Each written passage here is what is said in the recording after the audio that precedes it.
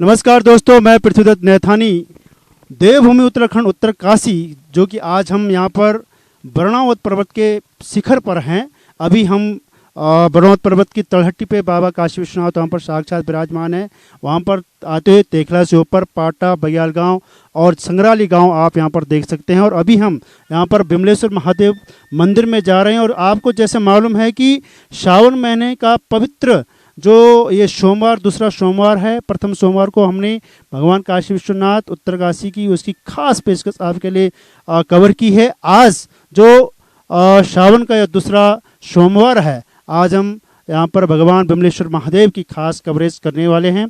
और अपने सहयोगी अनिल शेमवाल, जो कि ओम ग्रुप प्रोडक्शन के अध्यक्ष हैं, उनके माध्यम से ही हम कोशिश करते हैं कि जितने भी उत्तरकाशी बाजार, यानी अगर मैं शहर की बात करूं, जितने भी शिवालय होंगे उन तक हमारा एक टारगेट है, उसको अचीव करना है। ऐसा हमारा श्रावण के पूरे श्रावण महीने में जितने भी सोमवार होंगे उसको हमने जो है अपने कैमरे में कवरेज करके, कवर करके आप लोगों तक पहुंचाने का हमारा एक मकसद है। जय हिंद, जय भारत।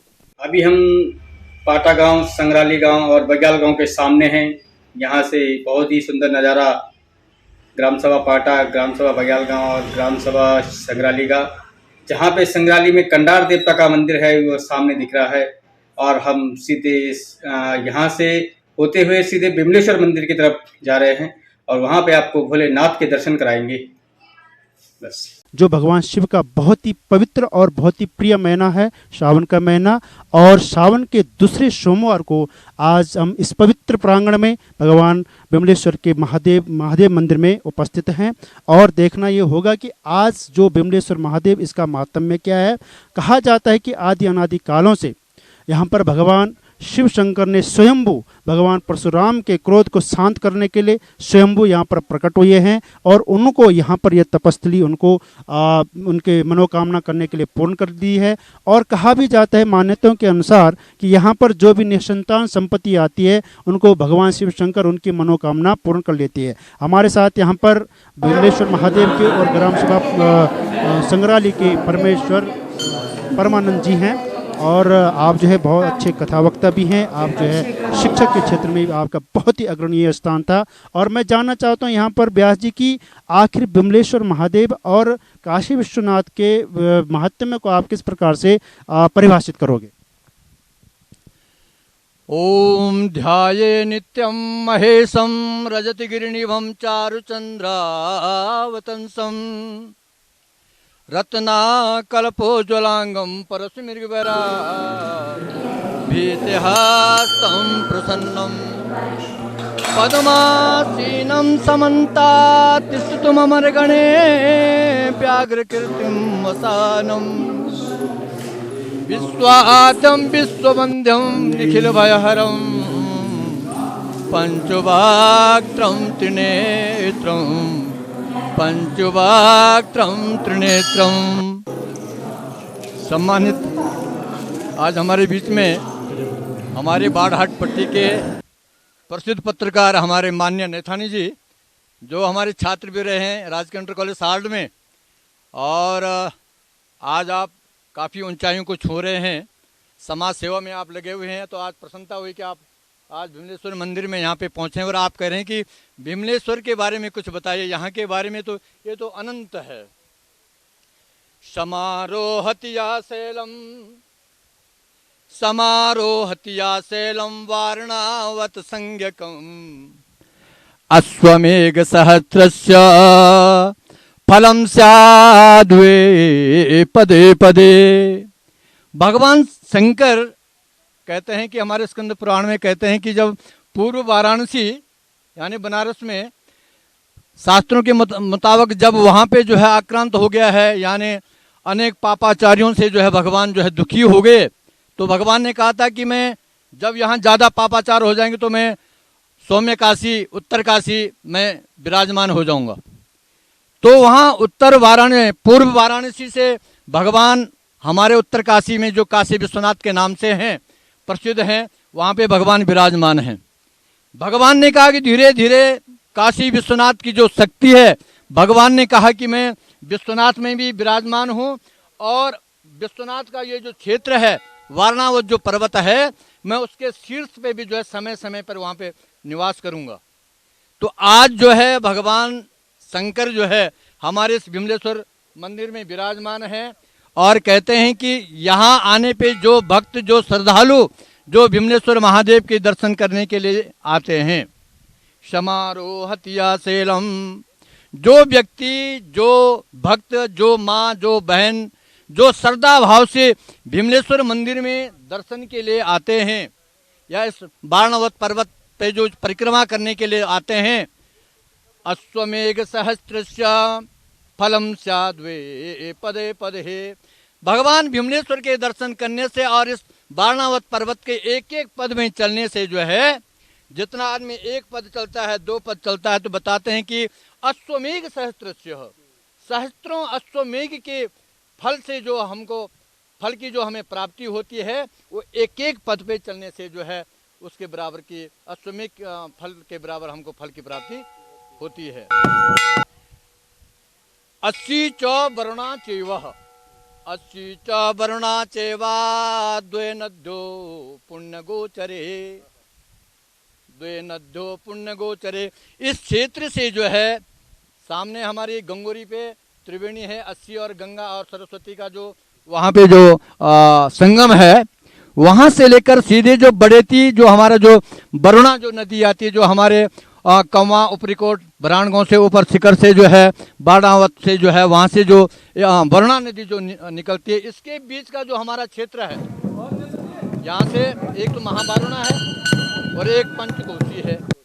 तो महावारुणा में तो आता है, यहाँ से आप चलेंगे, आप उपरीकोट से लेकर के आप गजोली से होकर के उत्तरकाशी, जहाँ से आदमी चलता है उसकी यात्रा वहीं पे पूरी हो जाती है। हाँ, जो 3 दिन की यात्रा होती है। और ये पंचकोशी जो यात्रा है 1 दिन की होती है। बताते हैं कि इस यात्रा में आकर के जो भगवान विमलेश्वर के जो दर्शन करते हैं, अभी जो आपने कहा, बहुत सुंदर कहा है कि जो व्यक्ति, जो माँ, जो बहन सच्चे भाव से, जिस माँ की संतान नहीं है, आपने बहुत सुंदर कहा है कि जिस माँ की संतान नहीं है, जिस बहन की संतान नहीं है, वो अगर एक बार विमलेश्वर मंदिर में आकर के किसी पर्व पे, शिवरात्रि पर्व पे, सोमवार पे, संक्रांति पे, जो भी हमारे भगवान कंधार देवता जिस दिन को निश्चित कर देते हैं, और ब्राह्मण आकर के अगर विमलेश्वर महाराज के पास में आकर के संतान गोपाल पाठ और भगवान शंकर का महामंत्र का जो यहाँ पे जाप करते हैं, और उस रात्रि को जो है अपने हाथ पे दीपक को लेकर के रात्रि भर जो है ओम नमः शिवाय लेकर के दीपक को जो है दर्शन करते रहें, भगवान शंकर के दर्शन करते रहें, तो अवश्यमेव, अवश्यमेव, यानी किसी भी प्रकार से इसमें शंका नहीं है, उसको अवश्य ही यम यम चिंतेते कामम तम तम प्राप्नोति निश्चितम। जो उसकी कामना है कि हमारे पूर्व जो हमारे जो स्कंद पुराण में है, केदार खंड में एक कहानी बताई गई है कि हमारे गांव का एक जो गांव का ग्वाला था, वो ग्वाला हमेशा अपनी गायों के साथ जो है यहाँ गायों को चुंगाने के लिए यहाँ पे आते थे मंदिर में। उस समय यहाँ पे मंदिर नहीं था, यहाँ बहुत घना घोर जंगल था। जैसे हमारे देवदारू है, अस्तुत्तर श्याम दिश देवतात्मा हिमालयो नाग नगाधिराजा पूर्वा परो तो ये निधि वगाया स्थिता पृथ्व्याम इव मानदंड। ये हिमालय हमारे लिए क्या है, हमारे देश के लिए एक मानदंड के समान है, मुकुट है हमारा। और इसी में जो हमारे जो देवदारू जो ये वृक्ष जो यहाँ दिखाई दे रहे, कहते हैं कि पार्वती शंकर के पुत्र माने गए हैं। और आपने अभी प्रश्न किया था, एक तरफ जो है ये चीड़ के पेड़ हैं और एक तरफ जो है देवदार के वृक्ष हैं। तो ये जो धरती है भगवान शंकर और पार्वती की है, इसलिए भगवान ने ये जो पश्चिम भाग में अपने पुत्रों के लिए निश्चित किया है कि यहाँ मेरे पुत्र के रूप में ये देवदारू वृक्ष रहेंगे, और यहाँ जो प्रकृति के जो अन्य जो हमारे जो वृक्ष हैं, जो औषधियाँ हैं, वो उनके लिए स्वतंत्र है। तो ये स्पेशल जो है पार्वती ने जो शंकर और ये देवदारू वृक्ष को जो अपने संतान के रूप में जो देवदारों के लिए निश्चित किया है। तो जो गांव का जो ग्वाला था हमेशा गायों के साथ रहता है। यहाँ पे एक कुंज झाड़ी थी, कुंज झाड़ी के अंदर जो है एक शिवलिंग जो अभी भी विराजमान है, जिसको हम स्वयंभू मानते प्रभु जी, वो स्वयंभू है। और गाय जब यहाँ आकर के जो है हमेशा जो है दूध प्रभावित करती थी, तो ग्वाला जब गाय को लेकर के अपने घर जाता था तो घर में माता पिता कहते थे कि भाई गाय दूध क्यों नहीं देती है, तो ब्याही हुई गाय है। और ग्वाले पे आक्षेप लग गया है कि कहीं ये जंगल में जाकर के जो है ये गाय को पिला तो नहीं लेता और दूध पी जाता है। तो ऐसी जब डांट ग्वाले पे पड़ी तो एक दिन ग्वाले ने सोचा कि मैं आज इस गाय को देखता रहूंगा कि आखिर ये दूध कहाँ जाता है। तो सारे दिन भर गाय के पीछे पीछे चलता रहा, गाय के पीछे पीछे। अचानक जो है गाय कामधेनु है, उसने एकदम जो है ग्वाले की नज़र बचा करके निकल आई और यहाँ पे कुंज, हाँ, और यहाँ पे आकर के जो है भगवान शंकर को जो है दूध की धारा से स्नान करवाने लग गई। पीछे से ग्वाला ढूंढते हुए जैसे यहाँ पहुंचे उसने कहा ओ यही तो जो है ये जो शिवलिंग है यही जो है मतलब मेरे गाय का दोहन करता है। तो ग्वाला था, पढ़ा लिखा नहीं था और उसके हाथ पे जंगल में, क्योंकि यहाँ अनेक प्रकार के जीव जंतु रहते हैं वगैरह रहता है, तो कुल्हाड़ी साथ में रहती थी अपनी रक्षा के लिए, गायों की रक्षा के लिए। तो उसने देखा कि यही जो लिंग के रूप में जो पत्थर है ये मेरे गाय का दोहन करता है। उसने एक चोट मारी शिवलिंग पे और चोट लगा करके उसका एक, अभी भी आप अंदर जा सकते हैं प्रभु, उसको देख सकते हैं आप, उसका अंदर एक भाग जो है आगे का फट गया और वो फटा हुआ भाग बाहर गिर गया। अभी भी वहाँ पे प्रमाण है। और जैसे ही वो भाग टूट करके बाहर आया तो यहाँ से भीमले प्रकट हो गए। भीमले हमारे गांव में उनको कहते हैं कि हाँ भीमले ने जो मधुमक्खियों के समान जो काटने वाले होते हैं, एक तो अडघाल होता है और एक दूसरा ये भीमला होते हैं जो लंबी पूंछ, हाँ उसी की प्रजाति है। तो वो काटने के लिए हम लोग गांव में उसको भीमले बोलते हैं। तो वो भीमले प्रकट हो गए और जो ग्वाला था उसको काटने के लिए दौड़ने पड़ गए। तो ग्वाला वहां से भाग गया तो मतलब गाय भी आ गई। तो उसके बाद उसने सारी कथा जो है गांव वालों को बताई। तो गांव वालों ने कहा कि आज से इस लिंग का नाम, इस जगह का नाम जो है भीमलेश्वर महादेव होगा। तो भीमले को निकलने से जो इसका नाम भीमलेश्वर महादेव हो गया। और एक काशी का जो है शीर्ष स्थल है। स्कंद पुराण में जो है काशी विश्वनाथ हमारी गंगा के तट बाड़ाहट में स्थित है और वही भगवान ने अपना रूप जो है इस शीर्ष पे भी जो है विराजमान कर दिया है। इसलिए इसको जो है भीमलेश्वर महादेव के रूप में आज सारी काशी के लोग, सारे विश्व के लोग, दूर दूर के लोग यहाँ पे आते हैं पूजा करने के लिए। अभी हम आपको बताते हैं कि ऋषिकेश से जो है एक भक्त आए थे अभी दो साल पहले, उनकी पूजा भी हमने की है। तो वो जो है ये थे सुनार, जो मतलब अपने सोना चांदी का व्यापार करते हैं। तो वो आए, उन्होंने कहा कि मेरी कोई संतान नहीं है। तो हमने सुना कंधार देवता के कृपा से जो है मतलब यहाँ पे पूजा करने से संतान हो जाती है। तो हमने उनकी जो ऋषिकेश के, अभी भी वो बेचारे ठीक ठाक हैं, उनकी बहुत वर्षों से संतान नहीं हो रही थी। तो उन्होंने आकर के यहाँ हमने 5 दिन तक उनकी पूजा की है, संतान गोपाल पाठ किया यहाँ पे, हाँ, और 5 दिवसीय। और यहाँ पे जो है भगवान शंकर का महामंत्र का जाप करते हुए 5 दिन उनकी पूजा की। और आज जो है उनका लड़का जो है 11-12 साल का लड़का जो है ऋषिकेश में अपनी दुकान पे बैठ रहा है। और हम जब ऋषिकेश में जाते हैं तो भीमलेश्वर महादेव की कृपा से वो घर भी हमारा अपना घर बन गया है।